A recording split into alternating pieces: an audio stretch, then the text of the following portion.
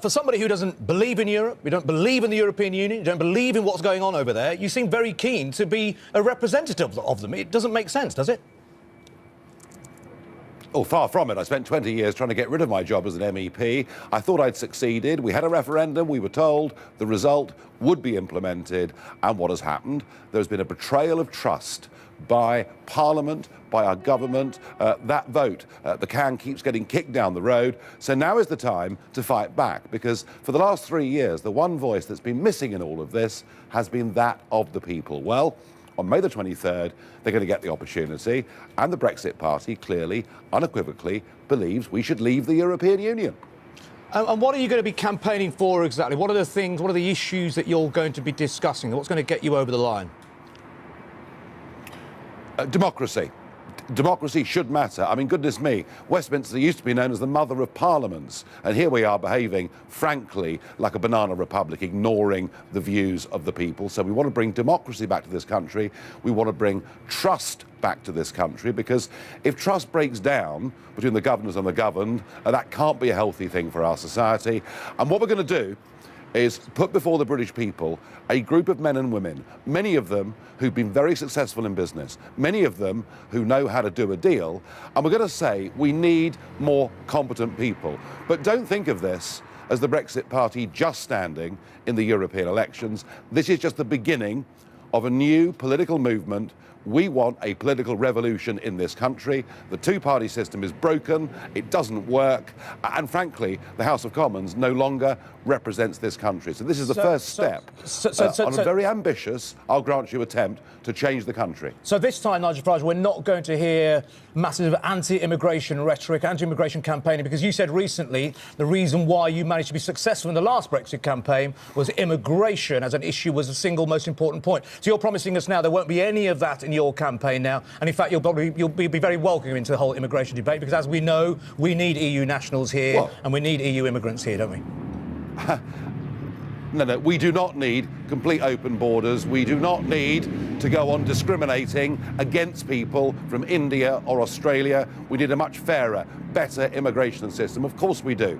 But the salient point now is not immigration. It is trust and democracy. There are millions of people out there who literally feel betrayed by politicians, who've broken promise after promise.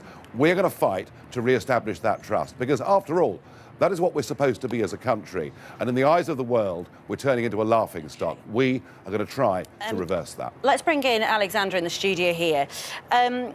What Nigel Farage is saying there is something that is being echoed in parties around Europe, isn't it? He's not alone in seeing that democracy is being seen as failing people. I'm not sure, you know, that there's been a habit at European level is that national politicians project at European level all their failures and say this is Brussels' fault, this is Brussels' fault, this is Brussels' fault, instead of looking at themselves. The truth is that there isn't a single decision taken by the European Union which doesn't go through both all the leaders of the European Union, who are all democratically elected, and the European Parliament at the same time. Now, that's democratic validation. The Commission doesn't choose anything. She just proposes something which is then validated by democratic institutions. Are there parties across Europe who are unhappy with the way things are? There are lots of sort of parties on the right who are succeeding. That's why we have a European election. They will have the opportunity to voice that anger, and electors will have a choice. Would you rather that we left with no deal than have someone like Nigel Farage back in the European Parliament disrupting things, because he enjoys that? I know he's there still and listening, and I know he enjoys that sort of conflict and that combative thing in there. Would Emmanuel Macron rather we just left with no deal? I don't think that's precisely it. I mean, the European elections return MPs who defend their opinions. If they object to the European Union, they will object and vote against it. That's completely fine, and there will be MEPs like that. But Macron has been worried, hasn't he, about what that would mean? There is a difference with a member state whose main policy is to leave the EU and its ability to influence decisions. It's very clear, listen, if your main policy is to leave the EU, it's very odd that you would be voting a budget which basically sets up the next 7 years of the EU project. So there are some decisions, like the new Commission. The new Commission is going to be chosen. That's why the new Brexit date is Halloween date, or the end of October, because at that point, we will need to choose a new Commission. And it would be very odd to have a country whose main policy is to leave the EU participate in choosing the president of the next European Commission. But so we will be there, won't we? There are decisions where I think the UK will have to take a step back on decision-making, and it has agreed to that in the Council conclusions, which it signed yesterday. But in the European Parliament, MEPs are free to do what MEPs or MPs do, which is express their opinion and object to what they disagree with.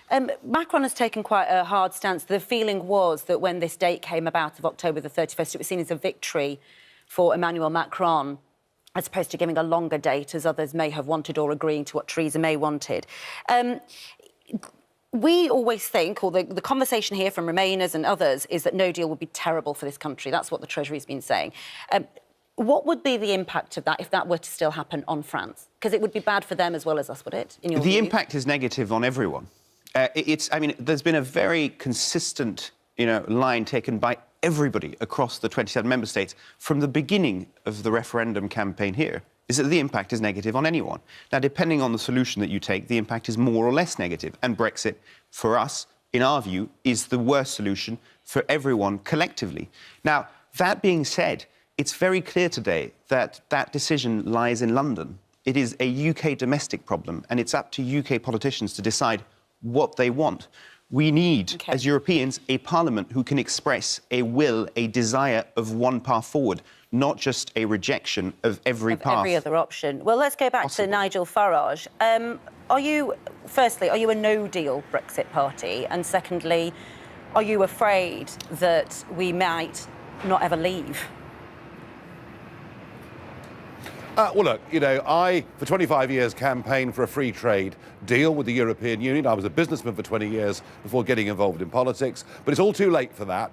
So now what we have to do, leave on WTO terms. After all, that's how we do most of our business with the rest of the world. Free ourselves from these political institutions, become a genuine, independent, self-governing nation. And you know something? Very shortly after we've left, the European Union will come running down the road after us, wanting a free trade deal. Am I worried that Brexit will never happen? Well, if it's left in the hands of this Remainer Parliament, Brexit may never happen, which is why the people must take back control of this process. And what you're seeing out in the country is there are more people now want to leave on WTO terms than any other option. Well, so I think the irony of this extension is that it will give a rebirth. I don't think that Europe will come running after anyone. I mean, the fact is, at the moment, Europe is quite comfortable with any alternative proposed or signed on to by the UK. I was responsible for a bill to prepare France in case of no deal. The country is absolutely prepared for a no-deal scenario. It doesn't mean that there are no impacts, but it means we can deal with those impacts, or with the gravest of them. So when Nigel Farage says that down the road, if we can leave on World Trade Organisation rules and tariffs, that the European Union will fold and will come running back wanting something. The European Union is the first biggest market in the world for the moment in terms of economic might. It will be the second if the UK leaves. I think it's very clear that the European Union can survive very well without the UK. It's fascinating. You both seem to agree that no deal isn't a big deal. No, that's not what I said. We've prepared. There's a difference between prepared. Prepared is a train can go from France to the UK, won't stop in the middle. That's being prepared. It doesn't mean that the price of the train will be the same. It doesn't mean that the controls that you will get, the ticket will be the same. It doesn't mean that you will not queue at the entrance. It just means that it will still be there. That's being prepared. It doesn't mean that there is no impact. Those are very different things. Do you worry about Nigel Farage being back in the European Parliament? No, I don't worry about Nigel Farage being back in Parliament. I am convinced that what Europe needs is a real debate in the European Parliament. And I think it's very good that all sensibilities and all political opinions are represented in that Parliament. So I welcome anybody who wants to run for the European election. There you go. Well, Nigel Farage, apparently they'll welcome you with open arms back in the European Parliament. Well, I think I've made their lives more interesting. But look, the choice is very, very simple, isn't it? Either you want to live in Monsieur Macron's Europe, with a United States of Europe, with a European army, with all power vested in the centre, in Brussels, mostly in the hands of unelected people, or you believe in being an independent, self-governing nation state. That is the European debate in a sentence.